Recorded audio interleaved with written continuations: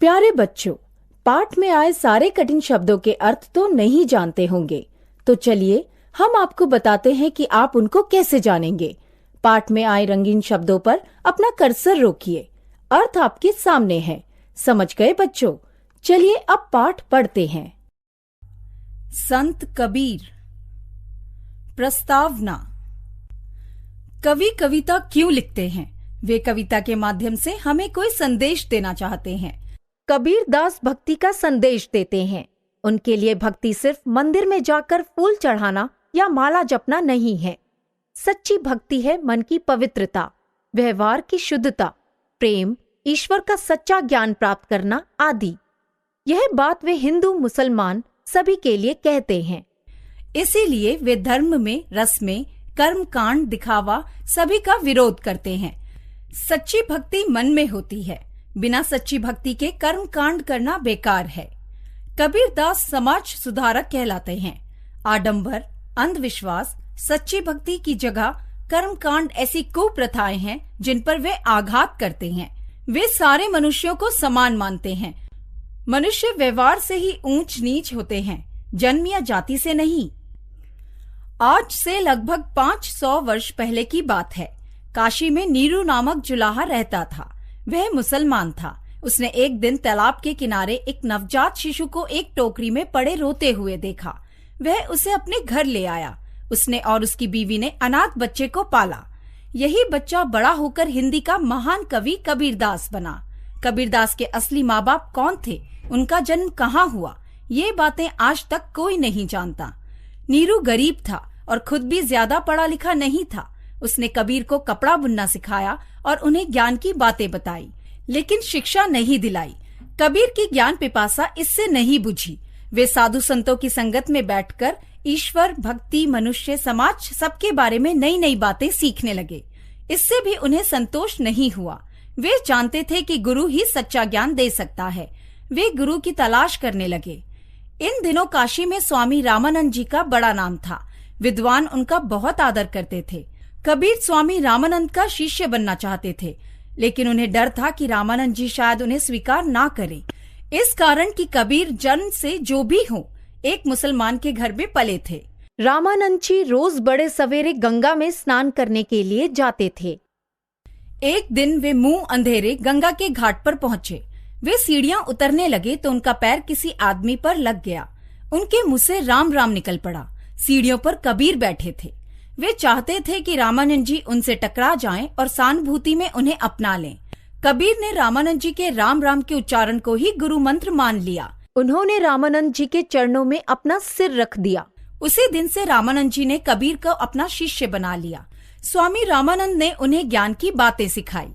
सारे धर्म मानते हैं कि ईश्वर एक है, अल्लाह और भगवान एक हैं, क्योंकि वही सृष्टि का नियामक है।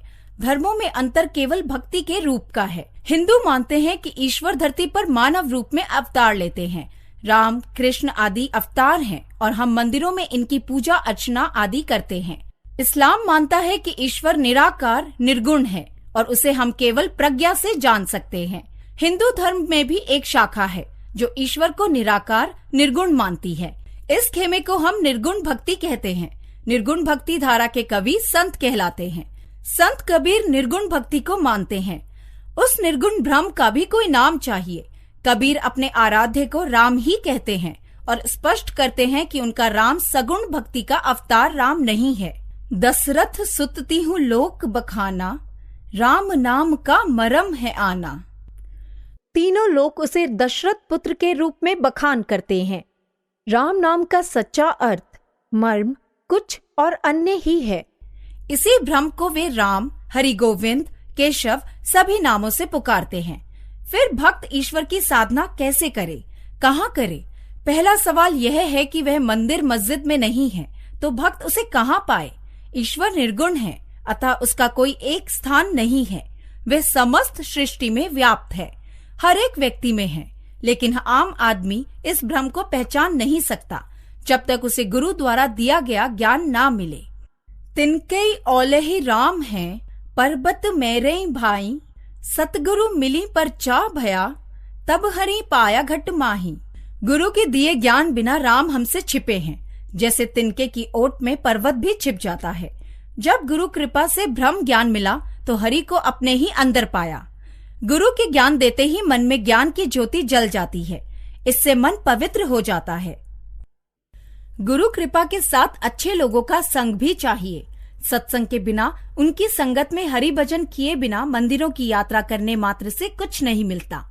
मथुरा जावे द्वारिका, भावे जा जगन्नाथ, साध संगति हरि भजन बिन, कुछ न आवे हाथ। चाहे मथुरा जाए या द्वारका, चाहे जगन्नाथपुरी जाना अच्छा लगे, साधु संतों की संगति में हरि भजन किए बिना कुछ मिलने वाला नहीं है।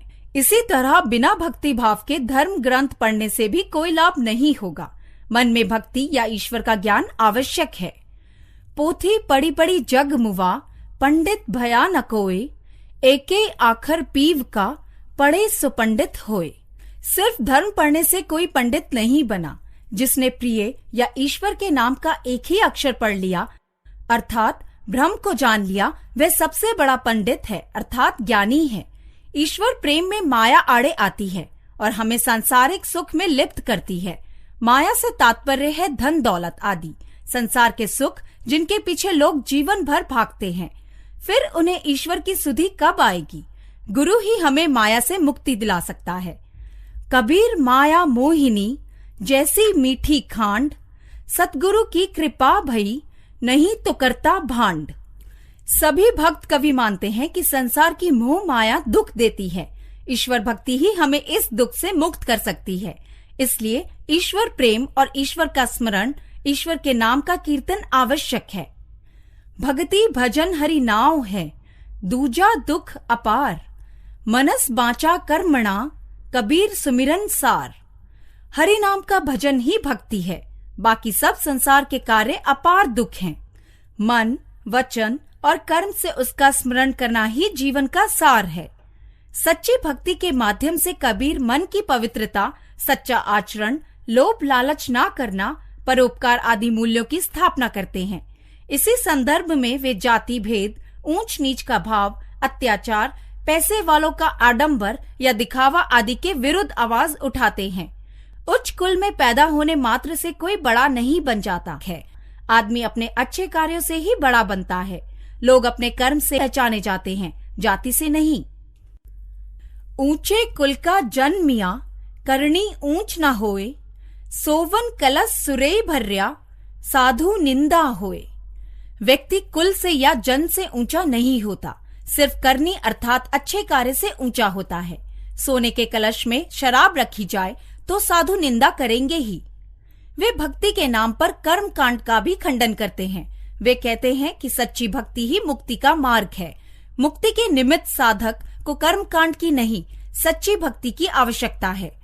माला तो कर मैं फिरे, जीभ फिरे मुख माही, मनुआ तो चहु दिसी फिरे, यह कोई सुमिरन नाही।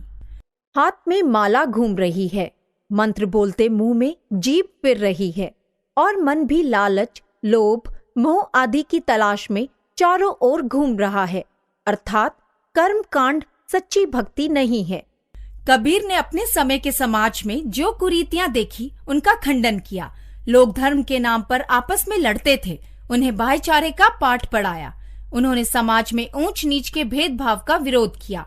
हम कह सकते हैं कि वे महान कवि थे, सच्चे भक्त थे और कर्मठ समाज सुधारक थे। आज भी लोग उनके विचारों को श्रद्धा भाव से सुनते हैं।